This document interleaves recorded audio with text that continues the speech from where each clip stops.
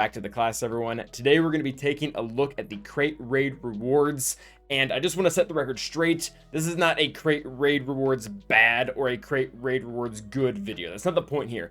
What we're trying to do is inform everyone, including myself, what the guild and singular player progression actually looks like in regards to returns. So in other words, is taking your Mandalorians from R5 to R7 actually a good investment? Are you going to see that come back in some way, or are you just out here twiddling your thumbs, wasting away your resources? So that is the goal. So that being said, we have another spreadsheet. I think this is starting to be a pattern, but that's okay. I love spreadsheets. So what we're going to do here with the spreadsheet is take a look at each time, and that for this is the personal track, by the way, each time in the personal track, and that is our number over here, 2,200,000. Each time it changes, what the points you need to be able to reach that goal marker is, and what does that tangibly look like in your roster. So I've already done a lot of math here beforehand. So this is the scores all the way up until the final score that you can get, the highest score throughout all of your teams, the amount of points you need to get there from the previous level, which is our number sitting in the second column, and then tangibly, what do these points look like? Like 800,000 points between this crate here on the personal track and this crate here. What does that actually look like? And it actually looks like taking one team entirely from R7 to R8 and going from hitting the max cap at an R7 to going to hitting the max cap at an R8. All the numbers are assuming max in here. And the way that we've kind of figured things out is that if you actually get the characters to these relic levels, so far, Hut Cartel, Mandalorians, Tuskens, and Old Republic actually are able to hit the caps, at least at the very end. So this is pretty cool, and we can actually see the tangible benefits of this. One of the other things I want to look at, not just the differences, but what are we actually getting back? So if we pull up the Krayt rate rewards in-game, or at least the personal track, we'll go back to that page in a second. We will see that after a certain point on the personal track, you're just pretty much getting increments of 50 MK3 every single time you move through. So again, this is kind of where our thing is starting off. This is where we're assuming you are. The video really isn't going to talk about your rewards or like what you're putting into it, what you're getting back out for this. And the real reason, well, there's two reasons why. Number one, it's really hard to track because it involves both MK1 and MK2.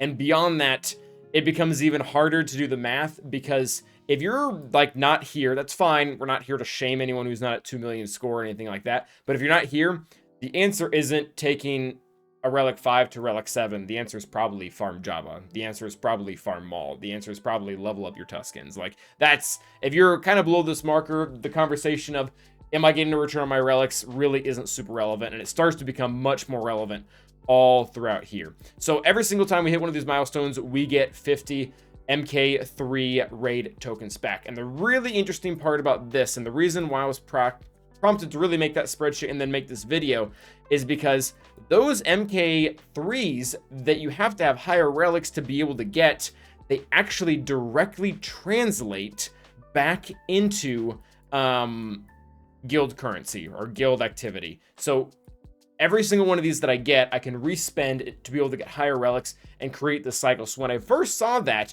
both Electriums, Zimbittles, and Impulse Detectors, those are the three we're going to be looking at, I thought, you know, I'm curious, how soon do I get the return on my investment? For example, if I take a team from R7 to R8, how soon do I get to see all this just come back into my account because I'm now getting 50 more per raid attempt? And let me tell you guys, it was really sad to see the results. So I'm bringing this up here. The amount of relic or MK3 material you need to take an entire team from relic 7 to relic 8, Hut Cartel, Maul, whatever, assuming 5 characters, you need 49,000 MK3. And that number actually isn't daunting in all reality when you consider all the rewards you get from both the guild side and the personal track.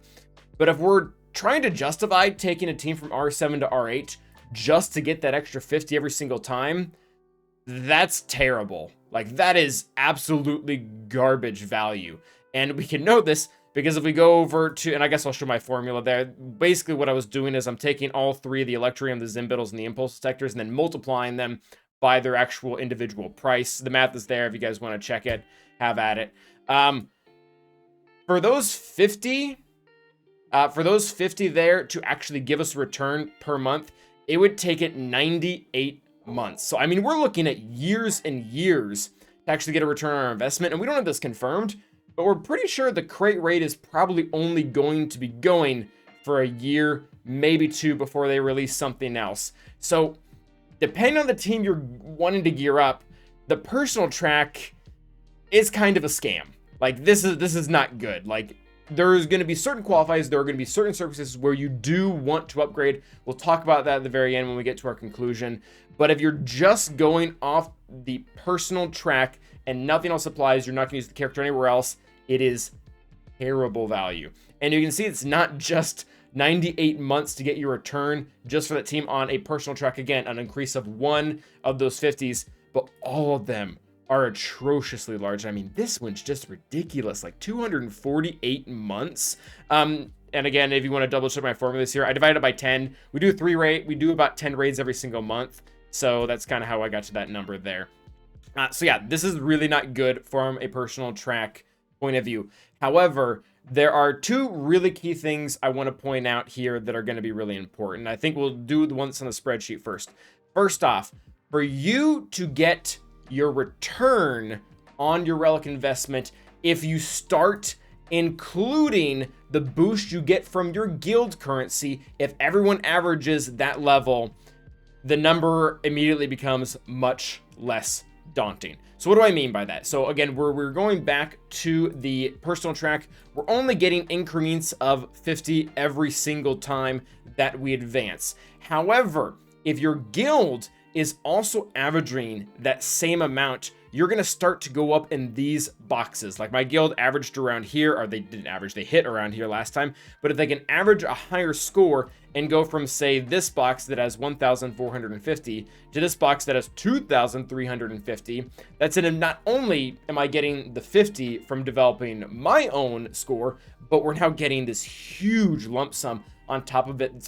These are also like real rewards for me, and these are not going to happen unless, myself included, but my whole guild kind of gets off their butt and actually upgrades these teams. So that is really relevant. Like the answer you shouldn't be walking away from this video is, oh, my personal investment on the personal track is really bad, so I'm just not going to upgrade anything. That's not really relevant, that's not entirely relevant, because your guild needs to be advancing in the crate so that everyone's getting really good rewards, including you. If you look at kind of where the averages need to be, so again, this is if every single person in your guild is getting this 3 million score, or really if everyone's going from this score to this score, you are going to be getting an extra 500 on top of everything that you would be getting, or on top of the 50 really, and then so on and so forth. So we're looking at, again, for this one, it's only like 6 months for you to be able to get the return you need after taking into consideration everything else that is here. Yeah, this 950 would be the 900 plus the 50 you're getting elsewhere. So I mean, this is a much better motivation. Again, the raid is probably going to last even longer than this to begin with. So if you get it now, not only do you get to actually keep all of the rewards, or rather all the relics on your characters, but on top of that, you get them back so you can go and spend them on other things. So that's really one of the reasons why you should upgrade your characters for the raid is, yes, the personal track sucks, but the guild one does not, and it matters, and it's going to matter several times to the point where you're going to be able to see a really good return on your investment. The other reason that you should consider gearing up your characters, or rather, relicking up your characters to a further extent, is because, and this is very simple, the characters sometimes are just really good. And what I mean by that is they're going to have tangible benefits in other game modes that aren't just the crate raid. Like if we look, and I didn't want to make an exhaustive list, and the big reason for that is it's very situational. A lot of times what characters are good and which ones are bad. Like, I guess we'll start off with a situational category here about sometimes these characters are really important to have a high relics in your roster, and sometimes they're entirely worthless. For example, Candace.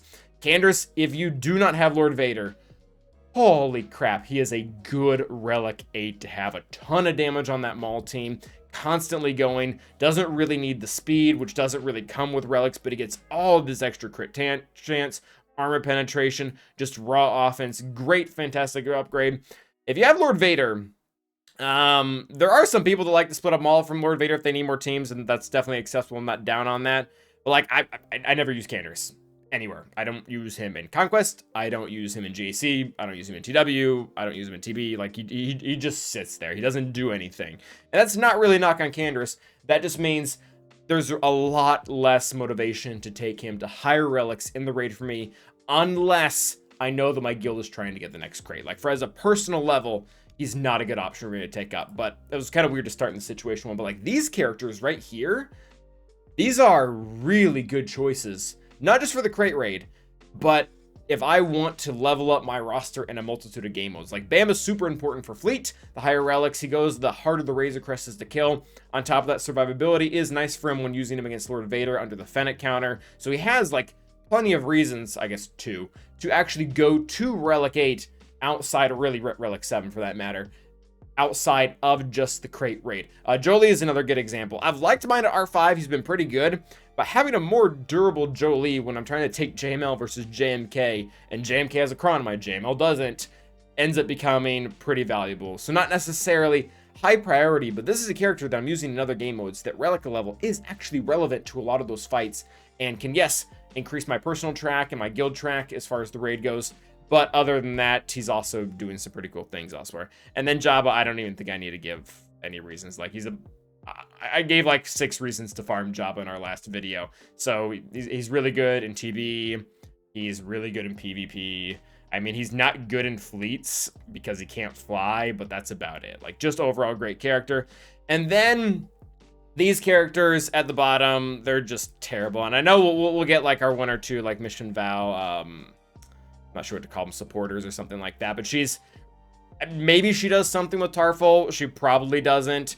Overall, just not a relevant character. Not being used in any other game mode, not being used in TB, not being used in TW, not being used in GAC, just kind of sitting out there doing nothing. Jawas, I've had plenty of rants on them. I realize they can do like 1 or 2 cool things versus Mon Mothma or Geonosians, but there's so many better, more efficient, more versatile counters that you could go after. So like, if you already have them reliced up because you love them, great for you. Use them in the raid, get the benefit out of them. But relicking them up purely for the raid because you want to get to that next personal track milestone of 50 or so whatever, not worth it. Not worth that at all. Not even close. Maybe for the guild track, but that they would personally be my last option. There's really, we did another video on this, but really Hutt Cartel is number 1. Mandalorians, Tuskens, and then Old Republic are the 4 that we really should be gunning for right now. So that is going to pretty much bring us to the conclusion of the video, and that is pretty much, if you're looking at upgrading, again, the relics for your characters from one stage to the other because you think you'll have some type of return, there are really 2 things we need to consider. The character, or rather the whole team, the whole package, because you can't take in singular characters, is it good outside the raid? Are they helpful? Is this something that is good for your roster that's going to be valuable in fleets and GAC, TW, whatever floats your boat? They have to be good at something else. They can't just be good at the raid. And the second reason to upgrade something was your guild needs the overall average of each individual member to go up. Because, again, the individual track is not good. Like, 50 is a drop in the bucket for all the Electriums, Impulse Detectors, and the third one that I forgot the name of right now is Zimbittles. It's a drop in the bucket. You need to be getting to the next guild Krayt if you're wanting to see those resources ever come back. So that does pretty much make up the majority of the video. The only thing that I will say that I probably should have put a caveat towards the beginning, all the relic upgrades didn't include signal data, and I would have liked to include them, but we can't get them with the MK3 tokens, really anything from the raid, so there wasn't really, I mean, I guess I could have done crystal basis, but that would have gotten really complicated really fast, and the result would have ultimately been the same. Personal track bad, guild track good. I guess this was kind of a Krayt raid rewards good video. Anyways, that is pretty much going to take it up for today. Let me know if you have any questions down below, or if I got my math wrong in the spreadsheets, but until the next time, stay awesome.